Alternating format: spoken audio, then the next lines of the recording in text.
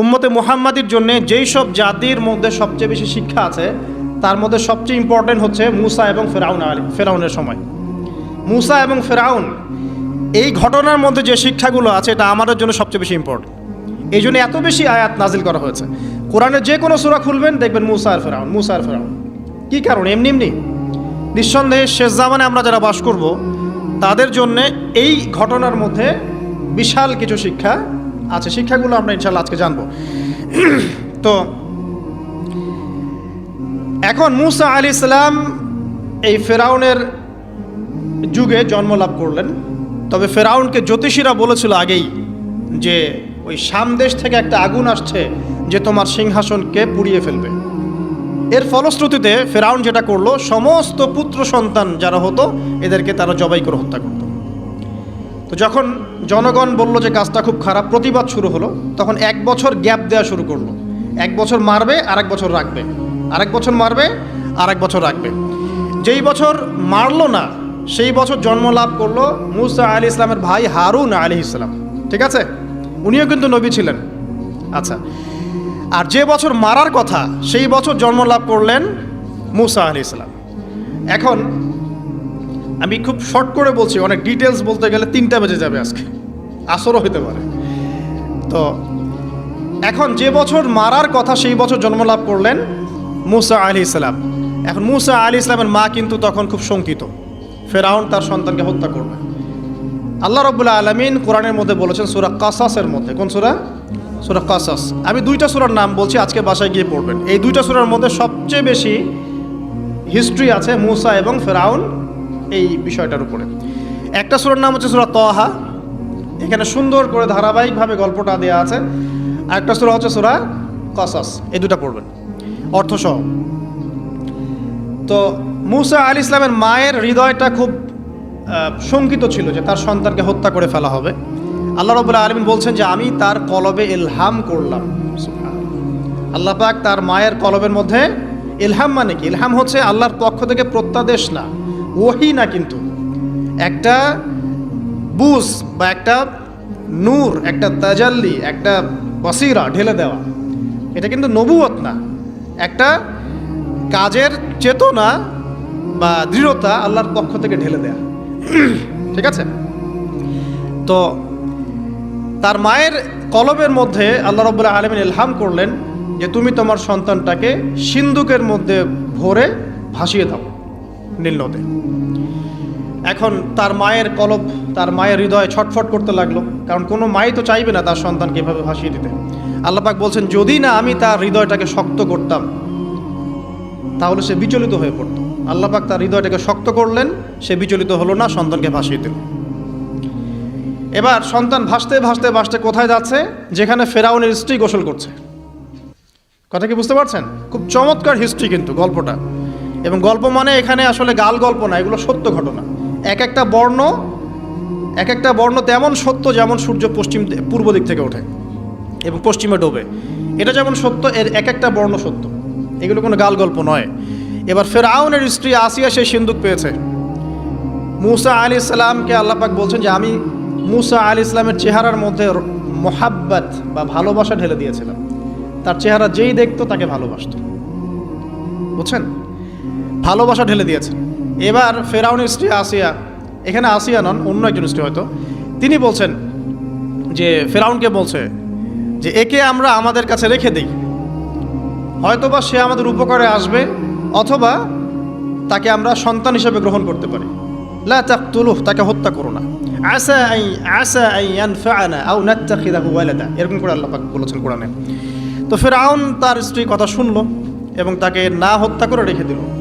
আর আল্লাহ রাব্বুল আলামিনের কি কৌশল! ওয়া মাকারুল্লাহ, যেই মুসাকে হত্যা করার জন্য বছরের পর বছর হাজার হাজার শিশুকে হত্যা করা হয়েছে, সংখ্যাটা লাখ লাখও হতে পারে, সেই মুসা আলাইহিস সালামকে আল্লাহ পাক ফেরাউনের ঘরেই লালন পালন করতে লাগলেন। চিন্তা করলেন? এবার মুসা আলাইহিস সালাম যখন যুবক হলেন, আমি সংক্ষিপ্ত করছি, যখন যুবক হলেন তখন একদিন দেখলেন যে রাস্তায় 2জন ব্যক্তি ঝগড়া করছে। সূরা কাসাসের মধ্যে আছে, স্ট্রিট ফাইট। তো একজন ব্যক্তি হচ্ছেন বনু ইসরাইলের, আরেকজন হচ্ছে ফেরাউনের সেনাবাহিনীর। এখন মূসা আলাইহিস সালাম কার পক্ষ নেবেন? তিনি বনু ইসরাইলের পক্ষ নিলেন। তিনি গিয়ে তাকে বাঁচানোর চেষ্টা করলেন এবং শুধু একটা ঘুষি দিয়েছেন, ফাওয়াকাযাহু, একটা ঘুষি, ফাকাদা আলাইহি, এবং এই একটা ঘুষিতেই সেই ব্যক্তি ডেড।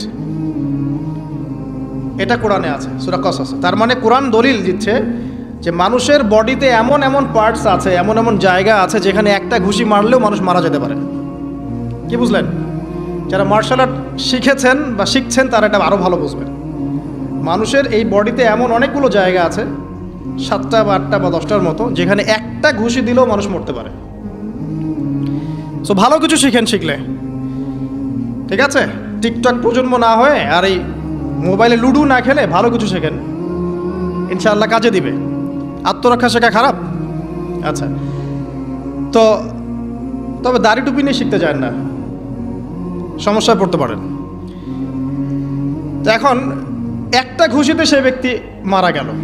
তারপরের দিন আবার দেখা গেল যে ওই ব্যক্তি যাকে তিনি বাঁচিয়েছেন সেই ব্যক্তি আর আরেকজন সেনাবাহিনীর সদস্য আবার মারামারি করছে। এবার মূসা আলাইহিস সালাম বললেন যে তুমি তো একটা বোকা মানুষ। এবার সে আবার চড়াও হতে শুরু করলো মূসা আলাইহিস সালাম, কিন্তু এবার একজন ব্যক্তি এসে তাকে বললেন যে গতকাল তুমি কিন্তু একজনকে হত্যা করেছো এক ঘুষিতে, আজকে আবার তুমি এই কাজ করতে যাচ্ছ, তুমি তো এখানে স্বৈরাচারের মতো আচরণ করছো মূসা। মূসা আলাইহিস সালাম তখন আল্লাহর কাছে ক্ষমা চাইলেন, আল্লাহর কাছে ক্ষমা চাইলেন, বললেন ইন্নাহু হাযা মিন আমালিশ শাইতান, এটা তো শয়তানের মতো কাজ, শয়তানের কাজ হয়ে গেল। রব্বিক ফিরলি, আল্লাহ আমাকে মাফ করে দিন। ফাগফার আল্লাহ, আল্লাহ পাক বলছেন আমি তাকে মাফ করে দিলাম। তিনি তো ইচ্ছাকৃতভাবে করেন নাই, করেছেন আনইনটেনশনালি, এটা হয়ে গেছে।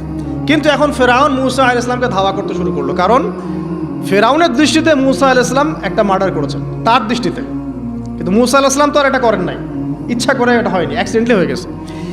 এখন মূসা আলাইহিস সালামকে এক ব্যক্তি এসে বলল তুমি এখান থেকে তাড়াতাড়ি পালাও, এই মিশরে থাকলে ফেরাউন তোমাকে ধরে এখন শাস্তি দিবে।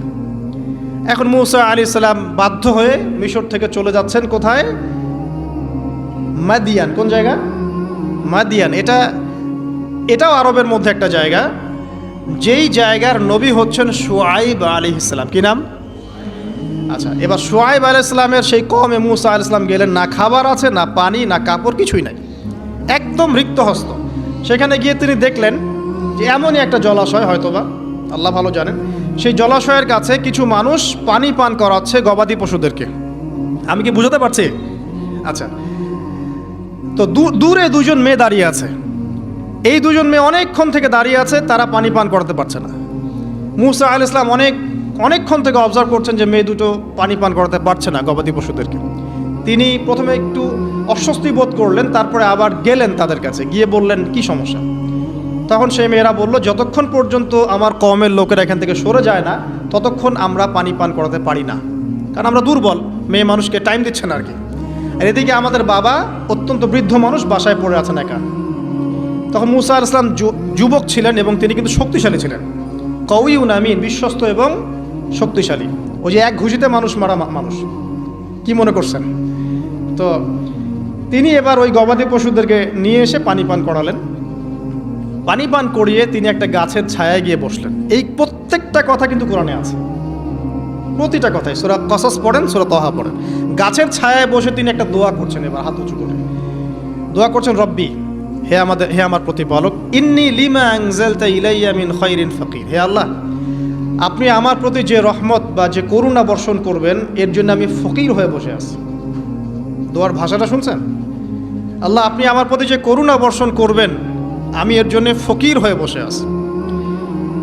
তো প্রত্যেকটা নেক কাজ করার পরে এরকম দোয়া করা সুন্নত, দোয়া কবুল হয়ে যাবে ইনশাআল্লাহ। দোয়া সাথে সাথে কবুল হয়ে গেল। এখন ওই দুইজন মেয়ের মধ্যে একজন মেয়ে হেঁটে হেঁটে আসছে। ওই মেয়ে কিভাবে হেঁটে এসেছে সেটাও কোরআন বলেছে, কিভাবে হেঁটে এসেছে সেটাও কোরআনে বলেছে সূরা কসসের মধ্যে। সূরা কসসে আল্লাহ পাক বলছেন ওই দুইজন মেয়ের মধ্যে একজন হেঁটে হেঁটে আসলো লাজুক পায়ে। কেমন পায়ে? লাজুক পায়ে। যেই চলাফেরা আপনি এখনকার মেয়েদের মধ্যে দেখতে পারবেন না। এখনকার মেয়েদের হাঁটার মধ্যে লজ্জা আছে, লজ্জাশীলতার সাথে লাজুক ভঙ্গিতে সেই মেয়ে হেঁটে হেঁটে আসলো। আল্লাহ পাক সেই কথাটাও কোরআনে বলেছেন। তো যে জায়গায় আসছিলাম, ওই মেয়ের হেঁটে আসাটা আল্লাহ রাব্বুল আলামিন ব্যাখ্যা করেছেন। সেই মেয়ে, দুইজন মেয়ের একজন মেয়ে হেঁটে হেঁটে আসছে মূসা আলাইহিস সালামের কাছে লাজুক ভঙ্গিতে, লজ্জায় মুখ নত করে, লজ্জাশীলতার সাথে এসে বলছেন যে আমার বাবা আপনাকে ডাকছে। তার বাবাকে শুআয়ব আলাইহিস সালাম, আমার বাবা আপনাকে ডাকছে। এবার তিনি গেলেন শুআয়ব আলাইহিস সালামের কাছে, গিয়ে তার কিসসা বা কাহিনীটা বললেন। শুআয়ব আলাইহিস সালামও কিন্তু একজন নবী এবং জবরদস্ত নবী। বলে রাখি, শুআয়ব আলাইহিস সালামের কওম সর্বপ্রথম সেই কওম ধ্বংস করা হয়েছিল। সর্বপ্রথম পৃথিবীতে ভূমিকম্প দিয়ে যে কওমকে ধ্বংস করে দেওয়া হয়েছে সেটা হচ্ছে শুআয়ব আলাইহিস সালামের কওম। আর 3টা বড় বড় ভূমিকম্প আমাদের সামনে অপেক্ষা করছে শেষ জামানায়। 3টা হবেই, একটা পৃথিবীর পশ্চিম দিকে, একটা পৃথিবীর পূর্ব দিকে। আর পূর্ব দিক বলতে কিন্তু আমাদের দিক, Indonesia, Malaysia, Bangladesh, Pakistan, Sri Lanka, India, এই পুরো জায়গা হচ্ছে পূর্ব দিক। আর পশ্চিমা সভ্যতা তো বোঝেন পশ্চিম কোন দিকে। আর একটা হবে পৃথিবীর মাঝখানে। মাঝখান কোনটা? এই যে জাজিরাতুল আরব, এখানে একটা হবে। এটা হবেই, কোনো বিজ্ঞানী ঠেকাতে পারবে না। তো শুআয়ব আলাইহিস সালামের কওম সেই কওম যাকে ভূমিকম্প দিয়ে ধ্বংস করা হয়েছিল। তো এখন মূসা আলাইহিস সালাম তার কাছে গিয়ে তার ঘটনাগুলো বললেন। শুআয়ব আলাইহিস সালাম তাকে বললেন, ঠিক আছে, আমার মেয়ের একটা দাবি। আমার মেয়ে বলেছে যে তুমি হচ্ছ বিশ্বস্ত এবং শক্তিশালী, তোমাকে যেন আমি আমার কাজে নিয়োগ করি। আসলে মেয়ে বাবাকে ইঙ্গিত একটা মানে মনের ভাব ব্যক্ত করেছে আর কি। তখন তার বাবা সেই ভাবটা বুঝতে পেরেছেন। তিনি বলেছেন, ঠিক আছে, আমি আমার এই মেয়ের সাথে তোমাকে বিয়ে দিব। শর্ত কি? শর্ত হচ্ছে তোমাকে 8 বছর আমার এখানে কাজ করতে হবে। 8 বছর, কত বছর? 8 বছর কাজ করার বিনিময়ে আমি তোমাকে আমার মেয়ের সাথে বিয়ে দিচ্ছি। আর যদি তুমি চাও তাহলে 10 বছর পূর্ণ করতে পারো। ঠিক আছে? তো মূসা আলাইহিস সালাম বলেন, ঠিক আছে, আমাদের মাঝে আল্লাহ পাক সাক্ষী হিসেবে যথেষ্ট। এবার সেখানে মূসা আলাইহিস সালাম তার সংসার শুরু করলেন। 10 বছর অতিবাহিত হলো। তারপরে এখন মিশরে ফিরে যাওয়ার পালা। মূসা আলাইহিস সালাম তার স্ত্রীকে নিয়ে কোথায় যাচ্ছেন এখন? মিশর, তার হোম টাউন। ঠিক আছে, মাদারল্যান্ড। কিন্তু যাত্রা পথে তুয়া উপত্যকায় বিভিন্ন কিতাবে এসেছে তার স্ত্রীর প্রসব বেদনা শুরু হয়। তখন তিনি আগুন তালাশ করতে থাকেন। আগুন তালাশ করতে করতে আস্তে আস্তে তিনি এমন একটা জায়গার দিকে চলে যান, তুয়া উপত্যকায়, যেখানে দেখেন যে গাছের উপর আগুন জ্বলছে। এবং তখন আগুনকে ফলো করতে করতে হঠাৎ তিনি এক গায়েবী আওয়াজ শুনতে পান। আওয়াজটা হচ্ছে এমন, আমি একটু পড়ে শোনাই। আওয়াজটা হচ্ছে এমন যে, ইন্নি আনা রব্বুক ফাখলা'না আলাইক ইন্নাকা বিল ওয়াদিল মুকদ্দাসি তুয়া। এই আওয়াজটা আল্লাহ পাকের। কার আওয়াজ? সুবহানাল্লাহ। আল্লাহ পাক মূসা আলাইহিস সালামের সাথে কথা বলছেন এই জায়গায়। আল্লাহ পাক বলছেন, নিশ্চয়ই আমি তোমার রব, তোমার জুতা খুলে ফেলো, কারণ তুমি একটা পবিত্র উপত্যকায় আছো। চিন্তা করতে পারেন?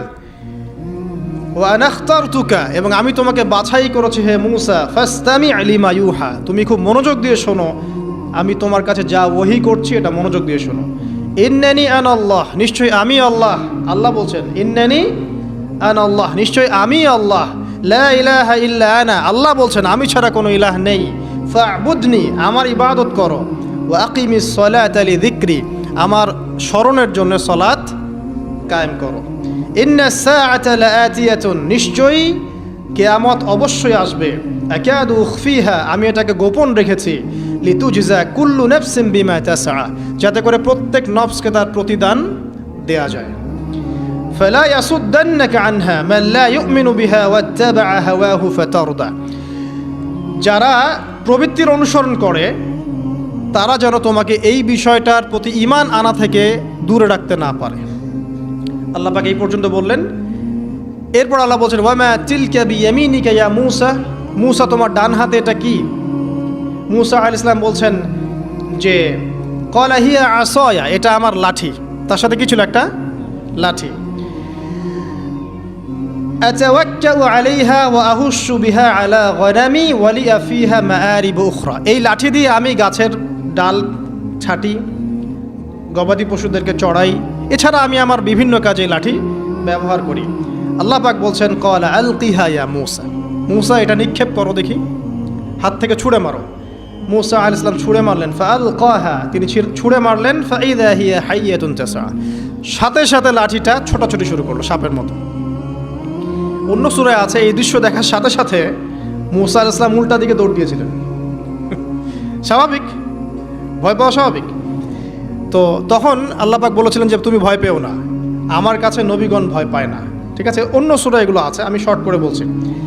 এরপরে আল্লাহ পাক বললেন ক্বালা খুযহা ওয়ালা তাখাফ, তুমি এটাকে ধরো, এটাকে ভয় পেও না। সানুঈদুহা সিরাতাহাল উলা, তুমি ধরা মাত্রই সেটা আবার লাঠিতে রূপান্তরিত হবে। আরেকটা কাজ করো, ওয়াদমুম ইয়াদাকা ইলা জানাহিক, তোমার হাতটাকে বগলের নিচে নিয়ে যাও। তাখরুজ বাইদা মিন গায়রি সু, এটাকে বের করো, তারপর দেখবে এটা স্বচ্ছ আলো প্রদান করবে। সুবহানাল্লাহ। বগলের মধ্যে হাত নিয়ে আসো, হাতটাকে বের করো, দেখবে হাত থেকে স্বচ্ছ আলো বের হবে। এই দুইটা মুজিজা আল্লাহ পাক তাকে দিলেন। আয়াতান উখরা, এটা আরেকটা নিদর্শন। তো এখানে কি হলো, মুসা আলাইহিস সালাম নবুয়ত পেলেন। শর্টকাট কি, মুসা আলাইহিস সালাম কি পেলেন? নবুয়ত পেলেন। নবুয়ত পাওয়ার সাথে সাথে আল্লাহ পাক তাকে দুটো মুজিজা দিলেন, একটা হচ্ছে লাঠি, আর একটা কি, হাত বগল থেকে বের করলেই কি হবে, আলো বের হয়ে যাবে।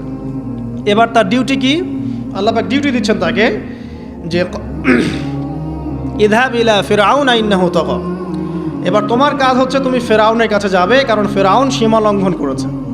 তখন মুসা আলাইহিস সালাম বললেন রব্বি ইশরাহ লি সদরি, আল্লাহ আমার বক্ষটাকে প্রশস্ত করে দিন। মানে আমার তো সেখানে যাওয়ার সাহস হচ্ছে না, আমি তো সেখানে ওদের দৃষ্টিতে একজন খুনের আসামি, ওদের দৃষ্টিতে ওরা তো আমাকে পেলে হত্যা করে ফেলবে। আল্লাহ পাক বলছেন কেল্লা, কখনো না, তারা তোমাকে হত্যা করতে পারবে না। তখন তিনি দোয়া করছেন, আল্লাহ আমার হৃদয়টাকে প্রশস্ত করে দিন, ওয়া ইয়াসসির লি আমরি, আমার কাজকে সহজ করে দিন। ওয়াহলুল উকদাতাম মিন লিসানি, আমার লিসান, আমার জিহ্বায় জড়তা আছে আল্লাহ, এটাকে দূর করে দিন। ইয়াফকাহু কওলি, যাতে মানুষ আমার কথা বুঝতে পারে।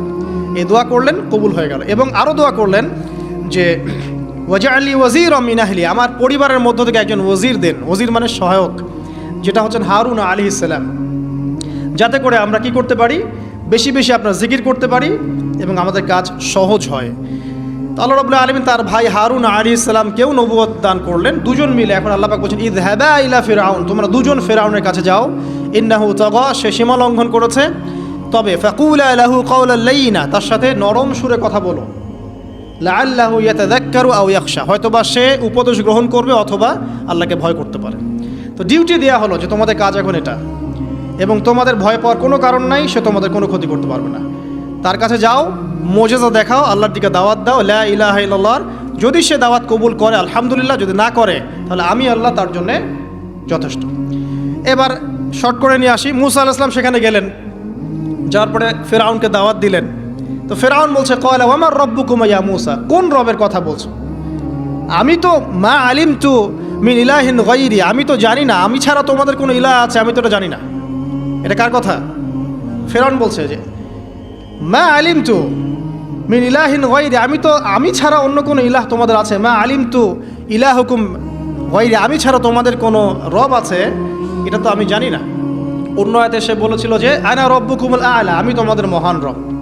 ঠিক আছে, তো মুসা আলাইহিস সালাম ব্যাখ্যা করলেন, আমি সেই রবের কথা বলছি যে রব আসমান সৃষ্টি করেছেন, জমিন সৃষ্টি করেছেন, যেভাবে তাওহীদের দাওয়াত দিতে হয় সব দিলেন। এরপরেও ফেরাউন সেটা গ্রহণ করলো না। তখন মুসা আলাইহিস সালাম বললেন, যদি আমি তোমাকে কোনো বড় নিদর্শন দেখাই তারপরেও কি বিশ্বাস করবে না? তখন ফেরাউন বলল যে দেখাও দেখি। তখন তিনি লাঠি ছুঁড়ে মারলেন, সাপ হয়ে গেল। এই দৃশ্য থেকে ফেরাউনের পরিবারের সবাই ভয় পেয়েছিল, কিন্তু পলিটিক্যাল স্বার্থে ফেরাউন বলেছিল যে সে একজন বড় জাদুকর, জনগণকে তো বোঝাতে হবে কিছু, নিজে ভয় পেলেও জনগণকে তো কিছু বোঝাতে হবে। সে জনগণকে বলছে আসলে সে একজন বড় জাদুকর, সে চাচ্ছে তোমাদের ন্যাশনের মধ্যে ফাটল সৃষ্টি করতে। তো এখন কি করা যাবে? পরামর্শ করা হলো, তার কাছের কিছু মানুষ থাকে না, তার মন্ত্রী পরিষদ যারা শয়তানিতে পিএইচডি করেছিল আর কি, তার ওকে পরামর্শ দিল যে একটা কাজ করা যাক, একটা বড় ময়দানে যাওয়া যাক, সেখানে আমরা বড় বড় জাদুকরদেরকে ডাকবো, এখানে একটা জাদুর ব্যাটল হবে, মোনাজারা হবে জাদুর। তো সব বড় বড় জাদুকরকে ডাকা হলো মিশরের, এবং বলে রাখি যে জাদুবিদ্যা কিন্তু সত্য, সুলাইমান আলাইহিস সালামের সময় থেকে এটা চলে আসছে। হারুত এবং মারুত ফেরেশতাকে কিন্তু এর মধ্য দিয়ে পরীক্ষা করা হয়েছে মানব জাতিকে। যাই হোক, তো জাদু থেকে বাঁচার জন্য কোরআন এবং সুন্নাহর যে দোয়া কালামগুলো আছে এগুলো নিয়মিত পড়বেন ইনশাআল্লাহ। আল্লাহ পাক আমাদেরকে হেফাজত করুন, আমিন। তো আমি শর্ট করছি। তো এবার জাদুকররা একদিকে, মুসা আলাইহিস সালাম একদিকে। তো মুসা আলাইহিস সালামকে তারা বলছে তুমি আগে ছুঁড়ে মারবে না আমরা ছুঁড়ে মারবো? মুসা আলাইহিস সালাম বলছে বাল আলকু, তোমরা ছুঁড়ে মারো। তখন তারা যখন তাদের লাঠিগুলো ছুঁড়ে মারলো, এগুলো সাপ হয়ে গেল। এটা কি চোখের ভেলকিবাজি ছিল? আল্লাহ পাক এই জাদুটাকে বলেছেন কোরআনে সিহরুন আযীম, বড় একটা জাদু করেছিল তারা। মানে তারা জাদুবিদ্যায় খুব পারদর্শী ছিল। এখন যেমন সায়েন্সের যুগ, তখন কিন্তু জাদুবিদ্যার যুগ ছিল। ঠিক আছে? তো মূসা আলাইহিস সালাম তারপর কিছুটা ভয় পেয়ে গেলেন। আল্লাহ পাক বলেন তুমি ভয় পেও না, বরং তোমার লাঠি ছুঁড়ে মারো, ইন্নাকা আনতাল আ'লা, তুমি বিজয়ী হবে ইনশাআল্লাহ তাআলা। এরপর মূসা আলাইহিস সালাম লাঠি ছুঁড়ে মারার সাথে সাথেই তার লাঠিটা যে সাপে রূপান্তরিত হলো, এই সাপটা বাকি সব সাপকে খেয়ে ফেললো। এই দৃশ্য দেখার সাথে সাথেই ওই জাদুকর যারা ছিল, সবচেয়ে বড় বড় জাদুকর, একটা সমাজে সবচেয়ে বড় বড় জাদুকর, সাথে সাথে মুসলিম হয়ে গেল। বললো যে ক্বালা আমান্না বিরব্বি হারুন ওয়া মূসা, আমরা মূসা এবং হারুনের রবের প্রতি ঈমান নিয়ে আসলাম। তখন ফিরআউন বলল যে ও আচ্ছা, তাহলে ইন্নাহু কাবীরুকুম আল্লামাকুমুস সিহর, তাহলে মূসাই হচ্ছে তোমাদের লিডার, যে তোমাদেরকে জাদু শিখিয়েছে। তাহলে পলিটিক্যাল লোকজনের কথাগুলো এরকমই হয়, সত্য কখনো স্বীকার করতে যাবে না। তো যে তাহলে মূসাই মনে হয় তোমাদের চেয়ে বড় জাদুকর, তাহলে তোমাদের শাস্তি দিব এবার আমরা। কি শাস্তি? ওই যে শুলদণ্ড দিয়ে ডান দিকের হাত বাম দিকের পা কেটে ফেললো। চিন্তা করতে পারেন, একদিকের হাত একদিকের পা কেটে শুলদণ্ড দিয়ে ঝুলিয়ে রাখলো। তখন এই জাদুকররা এমন একটা কথা বলেছে যেটা পড়লে আমাদের চোখ দিয়ে পানি পড়ে যায়। এই জাদুকররা বলেছিল যে তোমার যা ইচ্ছা তুমি তা করো, ফাকদি মা আনতা ক, তোমার যা মনে চায় তাই করো। কথাটা শুনছেন? ফাকদি মা আনতা ক, তোমার যা মনে চায় তাই করো। কিন্তু আমরা ইন্না আমান্না বিরব্বি হারুন ওয়া মূসা, আমরা মূসা এবং হারুনের রবের প্রতি ঈমান এনেছি। আশা করা যায় যে আমরা এই ঈমান আনার ফলে সারা জীবন জাদুবিদ্যা চর্চা করে যে পাপ করেছি, আল্লাহ পাক সব পাপ মাফ করে দিবেন ইনশাআল্লাহ। দেখেন, একটা সেজদা না করেও তারা জান্নাতে চলে গেল। দেখলেন, তারা কিন্তু নামাজ পড়তে পারে নাই, সুযোগ হয়নি, রোজা রাখতে পারে নাই, জাকাত দিতে পারে নাই, শুধু খালেস ঈমান যে না আল্লাহকে চিনেছি, আল্লাহ ছাড়া কোনো ইলাহ নাই, আল্লাহ ছাড়া কাউকে পরোয়া করি না, আল্লাহই সব কিছু। তারপরে তাদেরকে ফাঁসি দেওয়া হলো, হাত পা কেটে ফেলা হলো, জান্নাত। এই ঘটনাটা পড়বে তহার মধ্যে আছে। যাই হোক, এখন এভাবে যখন মূসা আলাইহিস সালামকে পরাজিত করতে পারলো না, মূসা আলাইহিস সালাম তাদেরকে সময় দিলেন, তওবা করে ফিরে আসো, আল্লাহ পাক মাফ করে দিবেন। কিন্তু ফেরাউন এবং তার দলবল এগুলো সহ্য করলো না, বরং ফেরাউন টিটকারি করছিল, এই হামান তুমি আছো? হামান বলছে হ্যাঁ আছি। আমার জন্য একটা বড় প্রাসাদ নির্মাণ করো, ইট পোড়াও, আমার জন্য উঁচু প্রাসাদ তৈরি করো, যাতে আমি উকি মেরে দেখতে পারি মূসার রব কোথায় আছে। কথা বুঝতে পারছেন? আমার কাছে মনে হয় হয়তোবা, আল্লাহু আ'লাম, হয়তোবা এই আয়াতটা মিশরের পিরামিডের দিকে ইঙ্গিত করছে, হয়তোবা, আমি জানি না সঠিক, আমি মানে 100% নিশ্চিতভাবে বলতে পারবো না, কিন্তু আমার কাছে মনে হয় হয়তোবা এটা সেই সময়কারই ঘটনা, যে হামান ইট পুরাতে থাকো, ইট এবং পাথর পোড়াও, উঁচু একদম সর্বোচ্চ কিছু তৈরি করো, প্রাসাদ তৈরি করো, যাতে করে আমি তার উপরে উঠে মূসার ইলাহকে দেখতে পারি। এটা কার কথা ছিল? ফেরাউনের। এটা করাও হয়েছে। এরপরে 9টা আযাব আল্লাহ পাক দিয়েছেন। কয়টা? 9টা। একবার সতর্ক করা হয়, যদি না শোনে আল্লাহ পাক আযাব দিলেন রক্তের, সমস্ত পানি রক্ত হয়ে গেল। এবার ফেরাউন এবং তার লোকজন এসে বলে আমরা তওবা করব, মূসা তুমি দোয়া করো আল্লাহর কাছে, আল্লাহ যেন সরিয়ে দেয়। মূসা আলাইহিস সালাম দোয়া করেন, আযাব সরে যায়, তারা আবার নাফরমানি শুরু করে। কথা বুঝতে পারছেন? তারপরে আযাব আসলো ব্যাঙের, সবখানে ব্যাঙ দিয়ে ভর্তি। তারপরে আবার তওবা করার প্রত্যয় ব্যক্ত করলো, তওবা করলো না, আবার আযাব। এরপরে আযাব উকুনের, কিসের? উকুন। এভাবে একটা একটা করে আসতে থাকলো। এবার প্লেগ, তারপর ফড়িং। প্লেগ এমনভাবে এসেছিল যে একদিনেই 70,000 মানুষ মারা গেছে। এভাবে 9টা আযাব আল্লাহ পাক দিলেন, কিন্তু ফেরাউন কিছুতেই ঈমান আনলো না। এবার সবশেষ পালা। সর্বশেষে মূসা আলাইহিস সালাম বললেন যে বনু ইসরাইলকে আমার সাথে যেতে দিবা কিনা সেটা বল। তো এখন যেহেতু অনেক মানুষ মারা যাচ্ছে প্লেগে, সবশেষে গিয়ে মূসা আলাইহিস সালামের কাছে ফেরাউন এবং তার এই যে হামান, কারুন, যারা ছিল, এরা নমনীয় হলো এবং বলল ঠিক আছে, তোমরা বনু ইসরাইলকে নিয়ে এখান থেকে বের হয়ে যাও, মিশরে আমরা আর কোনো আপদ চাই না, তোমরা চলে যাও এখান থেকে। এবার যখন মূসা আলাইহিস সালাম এবং বনু ইসরাইল এখান থেকে বের হয়ে যাচ্ছেন, বলা হচ্ছে তাদের সংখ্যা ছিল প্রায় 30 লক্ষ, কেউ বলেছেন 40 লক্ষ।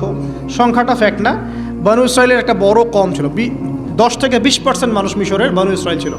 তারা এখন বের হয়ে যাচ্ছেন রাতের অন্ধকার শেষ হয়ে ফজরের সময় ফেরাউনের মাথায় আবার শয়তানি চাপলো। সে বলল, না, এদেরকে যেতে দেওয়া যাবে না, যদি চলে যায় ওখানে গিয়ে যদি বিদ্রোহ করে আমাদের উপর হামলা করে। কি করণীয়? ফুল ফোর্স নিয়ে, তার যত সেনাবাহিনী ছিল সমস্ত সেনাবাহিনী নিয়ে ফেরাউন মূসা আলাইহিস সালাম এবং তার কওমকে ধাওয়া করা শুরু করলো পিছন থেকে। এবার মূসা আলাইহিস সালাম যাচ্ছেন, তার কওমকে সাথে নিয়ে সামনে পড়ে গেল লোহিত সাগর। কোন সাগর? লোহিত সাগর। আর পিছনে ফেরাউনের বাহিনী। এরকম একটা অবস্থায় মূসা আলাইহিস সালামের কওমের কিছু মানুষ বলেছিল, ইন্না লামুদরাকুন, হে মূসা, আমরা তো ধরা পড়ে গেলাম, আমরা তখন যেতে পারবো না, সামনে সাগর পিছনে ফেরাউন। এই সময় মূসা আলাইহিস সালাম একটা কথা বলেছিলেন, এই কথাটা যে বলতে পারবে বিপদের সময় আল্লাহ পাক তার সাথে থাকবেন ইনশাআল্লাহ।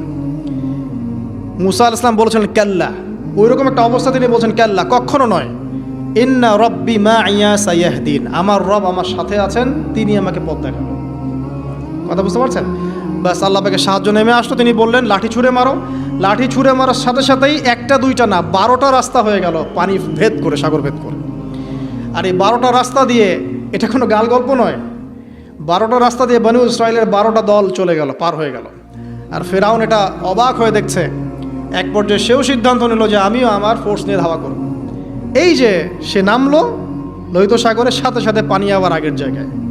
এক মুহূর্তের মধ্যে, মানে একদিনে পুরো ফেরাউন এবং ফেরাউনের যত সেনাবাহিনী আছে একদিনের মধ্যেই শেষ, পৃথিবী থেকে চিরবিদায়। আল্লাহ পাক এত চমৎকার করে কথাটা বলেছেন, কাম তারাকু মিন জান্নাতি ওয়া উয়ুন, তারা কতই না বড় বড় জান্নাত মানে বাগান এবং প্রস্রবণ পার হয়ে চলে গেল। ওয়া কুনুজি ওয়া মাকামিন কারীম, কত সুন্দর সুন্দর জায়গা তারা ছেড়ে দিয়ে চলে গেল। এবং তারা ধাওয়া করতে লাগলো ফেরাউন মূসার বাহিনীকে। যখন তারা ডুবে গেল, ফামা বাকাত আলাইহিমুস সামাউ ওয়াল আরদ, তাদের জন্য আসমান এবং জমিনের কোনো সৃষ্টি এক ফোঁটা চোখের পানিও ফেলে নাই। এটা আপনি সূরা দুখানের মধ্যে পাবেন, আরও বিস্তারিত আছে। তো এই যে ঘটনাটা ঘটেছে, এই ঘটনাটা ঘটেছে মুহররম মাসের 10 তারিখে। কয় তারিখে? এই হচ্ছে সেই ঘটনা যার স্মরণে আমরা মুহররম মাসের 10 তারিখে সওম রাখি। কথা কি বুঝতে পারছেন? এটাই সেই ঘটনা, যেই ঘটনার ফলশ্রুতিতে এটাকে স্মরণীয় করে রাখতে আল্লাহ পাক কিয়ামত পর্যন্ত এই আশুরার সওমটাকে রেখে দিয়েছেন। এটা ইহুদিরাও রেখেছে, ইসলাম আসার পূর্বে, মানে নবী সাল্লাল্লাহু আলাইহি ওয়াসাল্লামের শরীয়ত আসার পূর্বেও আগের জাতিরাও এটাকে রেখেছিল।